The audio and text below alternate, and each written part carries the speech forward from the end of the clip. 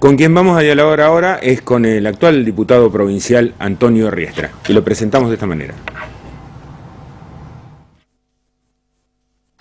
Antonio Riestra, más conocido como el Tony, es diputado provincial del Frente Progresista Cívico y Social desde el 2007. El próximo 22 de mayo disputará la interna por el cargo de senador provincial por el departamento de la capital. Sus proyectos en la Cámara Baja tienen un fuerte arraigo social, de ampliación de derechos y de políticas de igualdad. Desde el partido Pares apoya la candidatura de Bonfatti a gobernador y asegura que el cambio continúa.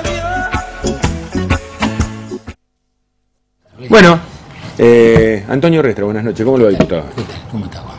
Bien. Bueno, actual diputado provincial y candidato a senador por el socialismo, porque va en la boleta de Antonio Bonfatti, candidato a gobernador, ¿no? Exactamente. Creo que esto, bueno, más allá, digamos, de lo que represente como halago personal, digamos, de ser de alguna manera elegido para este cargo, también es, en cierta medida, la importancia que uno le otorga justamente a disputar este espacio, sobre todo un espacio en el Senado, ¿no? Si hubo a lo largo de estos 3 años y chirola de gestión, una máquina de impedir, como yo la llamo, ha sido la del Senado, en donde hubo una oposición que se... Tiene mayoría justicialista. Claro, tiene mayoría justicialista, pero más allá de ello también creo que la política de oposición se destacó más que nada por bloquear las iniciativas de gobierno que de impulsar iniciativas propias.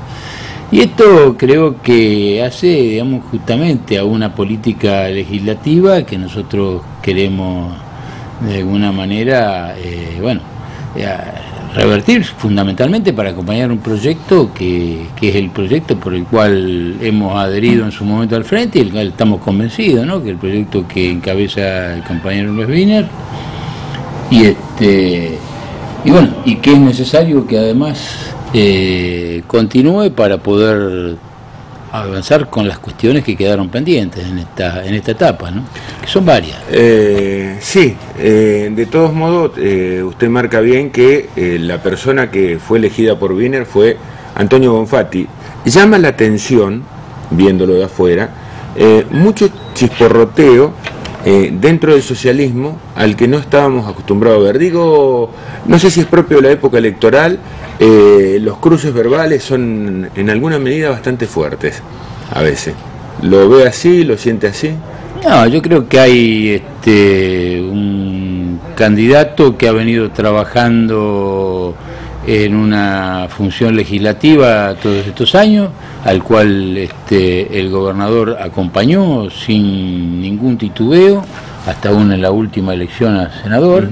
Y hay alguien que tuvo una enorme vocación política de decir: yo quiero ser gobernador de esta provincia, y se puso al hombro toda una construcción política que es el Frente Progresista, y lo sostuvo a lo largo de todos estos años, que es Hermes Wiener. En realidad, si este espacio político existe hoy en la provincia de Santa Fe, esa instancia fundamentalmente, yo no creo en las providencias de los hombres, pero seguramente sí, en algunos momentos de la historia hay figuras que tienen un aspecto, yo no sé decir providencial porque es demasiado grande la palabra, pero sí un rol casi diríamos importante, que además es lo que ha venido construyendo Hermes Wiener todos estos años, que ha sido fundamentalmente de la gestión de la administración, básicamente. Él no es alguien que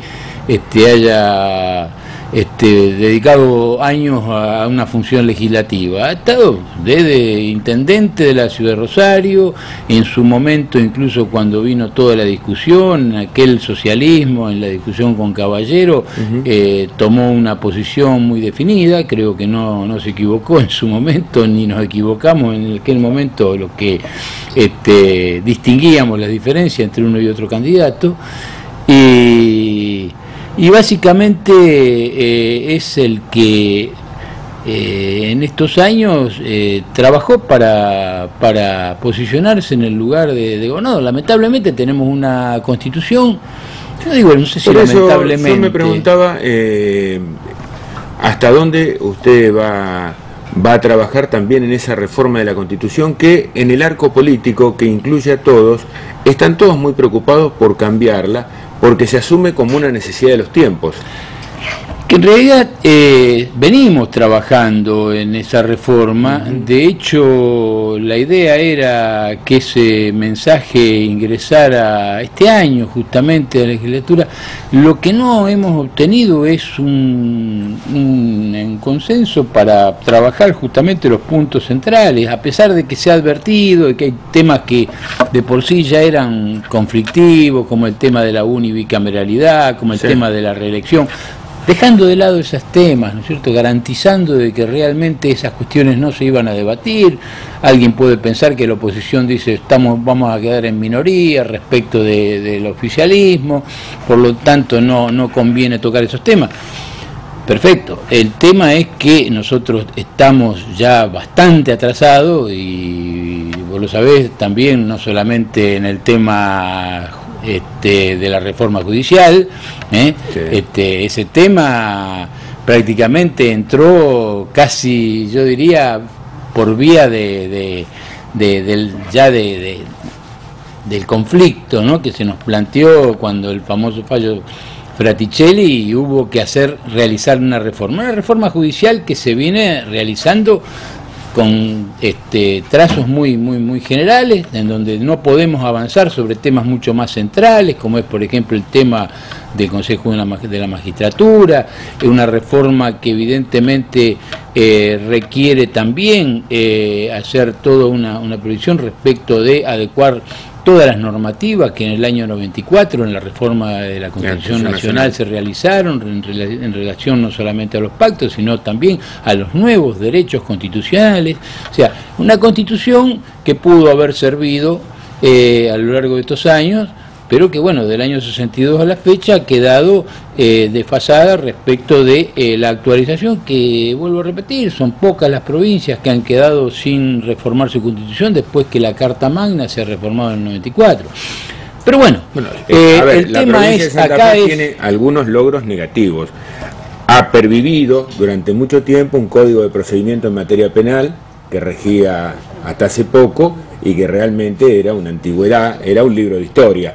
Respecto de ahora la legislación es moderna, los fiscales han asumido en el curso de la semana pasada el caso del doctor de Olazábal como fiscal general de la provincia, los fiscales regionales en cada uno de los nodos y los que van a trabajar dentro de cada una de las fiscalías, es decir, se ha modernizado. Yo le preguntaba por la Constitución porque me parece que esa es la línea que ha perseguido el socialismo. A ver, entre los méritos del socialismo, y usted lo sabe porque ha sido docente, es docente actualmente en licencia porque está ocupado este cargo político. De clase, pero ¿da clase? Tengo 3 horitas de clase de cátedra. La unidad de medida del sueldo docente la ha impuesto este gobierno de la provincia de Santa Fe en el resto de la República Argentina. Se va a discutir salario docente con eso. Me parece que es un elemento de juicio que antes no estaba, me parece que entra en la consideración. Yo creo que, porque comenzamos hablando de una tarea legislativa, sin lugar a duda el diseño del Estado es diferente, Juan. Del Estado que hoy de alguna manera impulsa esta gestión ha tenido que ver fundamentalmente con una mirada muy distinta a el Estado que básicamente hacía ejes sobre el equilibrio fiscal, sobre un recorte permanente del gasto público. Entonces, frente a esto, nosotros tenemos un Estado que tiene que ver básicamente con los niveles no solamente de responsabilidad que tiene que asumir el Estado, tanto en educación como salud, como vivienda, como seguridad, sino que además toma cuenta de el crecimiento vegetativo que ha tenido a lo largo de estos años la provincia de Santa Fe y de la cual tampoco había tomado cuenta la administración pública provincial. Entonces, hoy, por ejemplo, estamos frente a un presupuesto aprobado sin ampliación de cargos. Entonces, esta reforma que se situaba recién respecto del Poder Judicial, hoy está demandando 240 cargos que no tenemos porque el presupuesto del año pasado se votó sin hablando de cargos, manda la legislatura sobreempleados, sobrecontratados el gobernador para que queden dentro de la administración pública y regularizarles la situación. Porque es una razón de justicia. Claro, hace 6, 7 años atrás, cuando asumí yo como diputado, tomé cuenta de básicamente la situación en la que estaban, por ejemplo, los jefas y jefes contraprestando, entre comillas, sin calidad de reconocimiento laboral, ¿sí? Sin tener ningún tipo de adjudicación de antecedente ni escalafón. Sobre esa gente también se obró en justicia, porque eran trabajadores, por supuesto, y son trabajadores que muchos de ellos, los que persistieron, quedaron incorporados al Estado. Ahora, todo esto exige, por supuesto, toda una modificación de pautas que evidentemente se van logrando a lo largo de no de una gestión, sino porque además, justamente, cuando hablamos de estas cosas, hablamos de políticas de Estado, y cuando uno dice políticas de Estado, piensa en una continuidad, no sé si partidaria, pero sí en el tiempo respecto de una mirada respecto no solamente de este Estado, sino fundamentalmente también republicana. Y acá tenemos que ver con el tema de la división de poderes. La primera nota que le hicimos nosotros cuando este programa fue en vivo, a partir del viernes 9 de abril del año pasado, ya hace más de un año, la hicimos precisamente con Antonio Bonfatti, porque aparecía como el delfín político de Wiener, porque el ministerio se llama de Gobierno y de Reforma del Estado. O sea, en cabeza de Bonfatti estaba esa super responsabilidad de volver a un Estado paquidérmico, elefantiásico, dinámico y estratégicamente dotado para cumplir con el rol que le corresponde. No renunciar a las obligaciones que son indelegables. Correcto. Y me parece que... Jerarquizar, por ejemplo, un Ministerio de Trabajo, como se jerarquizó. No, y el Ministerio de Seguridad. Ministerio de Seguridad. Por supuesto. Que ahora justamente vemos que en Nación también se toma cuenta de ello, ¿no? Tarde, o sea, y con uno, y voy a usar la palabra que corresponde, soberanísimos despelote que no pueden controlar. Bueno, por eso hablamos justamente de situaciones que hoy la sociedad presenta también como nuevas problemáticas, pero también como nuevos derechos. Entonces, para poder ejercer estos nuevos derechos, es necesario que también exista un Estado que brinde los servicios necesarios y que tome cuenta de las responsabilidades que tiene, más allá, recién hablábamos de lo público y lo privado con relación a los emprendimientos, ¿no?